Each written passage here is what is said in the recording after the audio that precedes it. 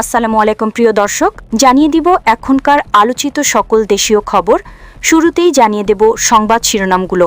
মির্জা আব্বাসকে গোনার টাইম নেই বললেন নাসরুদ্দিন পাটোয়ারি। জানাবো ভারতে যেভাবে গ্রেপ্তার হলেন ফয়সাল, দেশ ত্যাগ করেন যে সীমান্ত দিয়ে। জানাবো যুক্তরাষ্ট্র ইরান সংঘাত, নিজের পাতা ফাঁদেকে নিজেই পড়ছেন ট্রাম্প। জেল গেটে আওয়ামী লীগ নেতাকে ফুলের মালা পরিয়ে বরণ বিএনপির এমপির। এবং সর্বশেষ জানাবো পরিস্থিতি খারাপ হলে প্রবাসীদের দেশে আনার প্রস্তুতি রয়েছে বললেন আরিফুল হক। প্রিয় দর্শক, এতক্ষণ দেখছিলেন সংবাদ শিরোনামগুলো, এখন জানাবো বিস্তারিত খবর। মির্জা আব্বাসকে কোনো টাইম নেই বললেন নাসরুদ্দিন পাটোয়ারি। নিজের নামে মানহানি মামলা হয়েছে শুনে বিএনপির স্থায়ী কমিটির সদস্য মির্জা আব্বাসকে হুঁশিয়ারি দিয়ে জাতীয় নাগরিক পার্টির মুখ্য সমন্বয়ক নাসরুদ্দিন পাটোয়ারি বলেছেন, শেখ হাসিনার শাসনামলে ভয়াবহ নির্যাতনের মুখেও আপোষ করিনি, তাই কোনো হুমকিকে ভয় পাই না। হাসিনার আমলে আমাকে ধরে নিয়ে উল্টো করে ঝুলিয়ে সারা রাত নির্যাতন করেছে। মির্জা আব্বাসকে ইঙ্গিত করে নাসরুদ্দিন পাটোয়ারি বলেন, আপনাকে গোনার টাইম নেই, ভদ্র হতে শিখুন। আমরা সভ্য সমাজে বসবাস করি, অসভ্য আচরণ করবেন না। অসভ্য আচরণ যদি করেন, কিভাবে আপনাকে সভ্য করতে হয় তা আমাদের জানা আছে। তিনি বলেন, আপনি ঢাকা ৮ আসনে ফেল করেছিলেন, তারেক রহমান নিজে এসে আপনাকে রক্ষা করেছেন। এখনও সময় আছে, ভদ্র হন। আপনাদের কিভাবে সোজা করতে হয় তা আমাদের জানা আছে।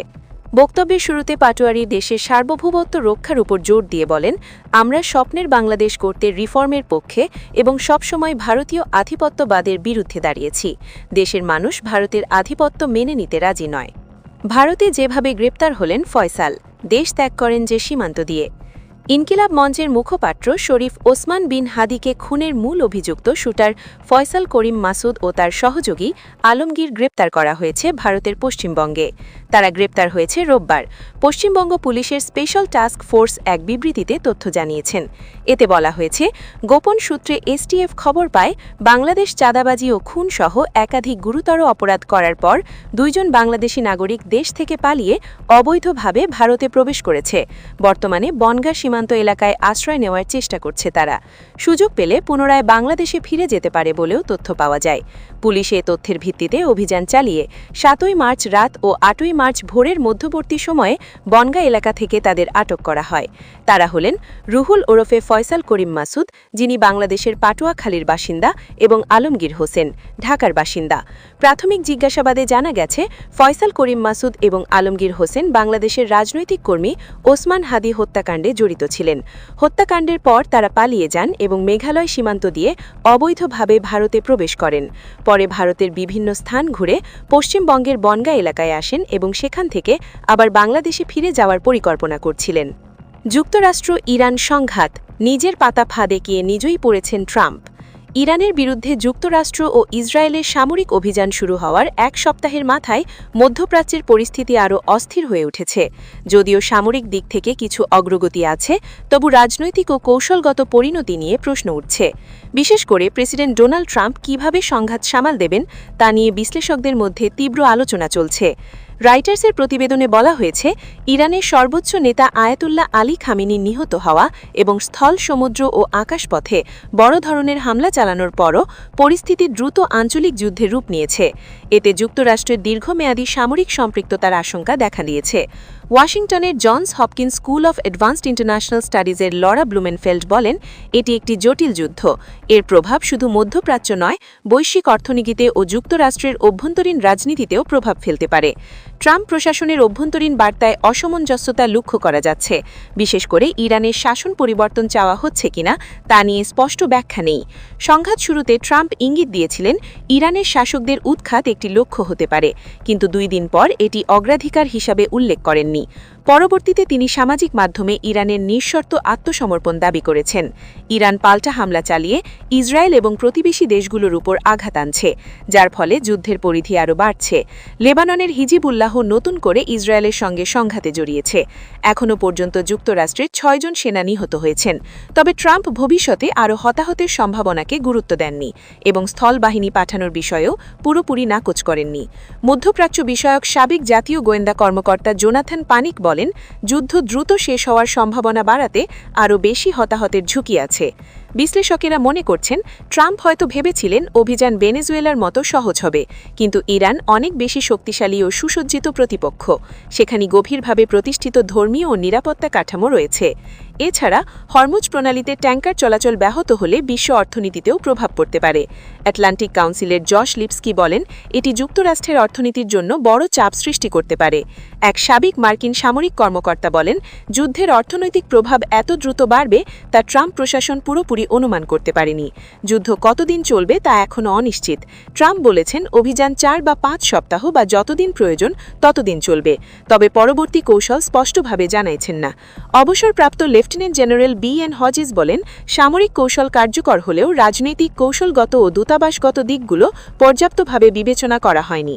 সংযুক্ত আরব আমিরাতের ধনী কুবের খালাফ আল হাফতর এক খোলা চিঠিতে ট্রাম্পকে প্রশ্ন করেছেন, আমাদের অঞ্চলকে যুদ্ধক্ষেত্রে পরিণত করার অধিকার আপনাকে কে দিয়েছে? ইরান অভিযান সামরিকভাবে কিছু অগ্রগতি আনলেও এর রাজনৈতিক, অর্থনৈতিক ও কৌশলগত জটিলতা ডোনাল্ড ট্রাম্পের জন্য এক বড় ফাঁদে পরিণত হওয়ার আশঙ্কা তৈরি হয়েছে। জেল গেটে আওয়ামী লীগ নেতাকে ফুলের মালা পরিয়ে বরণ বিএনপির এমপির।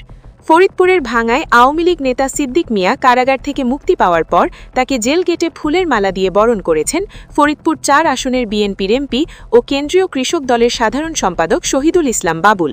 175 দিন কারাভোগের পর রোববার ফরিদপুর জেলা কারাগার থেকে মুক্তি পেলে ওই আওয়ামী লীগ নেতাকে এভাবে বরণ করা হয়।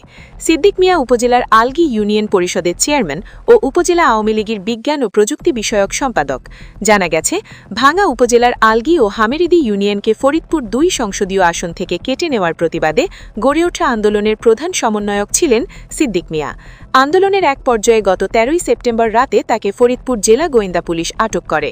পরদিন 14 সেপ্টেম্বর পুলিশের করা মামলায় গ্রেপ্তার দেখে আদালতের মাধ্যমে ফরিদপুর জেলা কারাগারে পাঠানো হয়।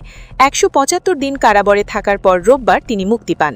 জেল থেকে মুক্তির পর ইউপি চেয়ারম্যান ও আওয়ামী লীগ নেতা সিদ্দিক মিয়াকে জেল গেটে স্বাগত জানান এমপি শহীদুল বাবুল।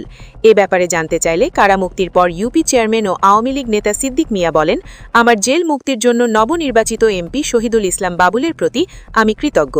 শহীদুল ইসলাম বাবুল তার ভেরিফাইড ফেসবুক পেজে লিখেছেন, ত্রয়োদশ জাতীয় সংসদ নির্বাচনের আগে আমরা কথা দিয়েছিলাম ভাঙার ইউনিয়ন রক্ষার আন্দোলনে গ্রেপ্তার আলগী ইউনিয়ন চেয়ারম্যান সহ সবাইকে আইনি লড়াইয়ের মাধ্যমে মুক্ত করব। আজ সিদ্দিক চেয়ারম্যান মুক্ত হলেন, আমি জেল গেট থেকে তাকে রিসিভ করলাম।